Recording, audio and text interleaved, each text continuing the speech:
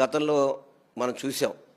కానీ ఈరోజు సుప్రీంకోర్టు విచారణలో చాలా వరకు వ్యాఖ్యలు బయటికి రావడం జరిగింది.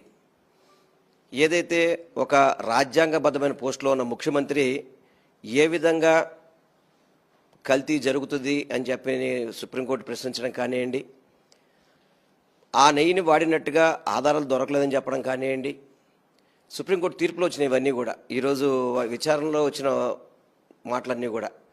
అదేవిధంగా ఏదైతే ఈ ప్రభుత్వం తరపున, అంటే మన చంద్రబాబు ప్రభుత్వం తరపున వాదించిన అడ్వకేట్ కూడా ఆ ట్యాంకర్లు వాడలేదని చెప్పడం కానివ్వండి, పూర్తిగా కూడా చాలా వరకు భక్తుల మనోభావాలకి, ఆవేదనకి గురికాకుండా ఉండే విధంగా ఈరోజు సుప్రీంకోర్టు యొక్క వ్యాఖ్యలు చూస్తే అర్థమవుతుంది.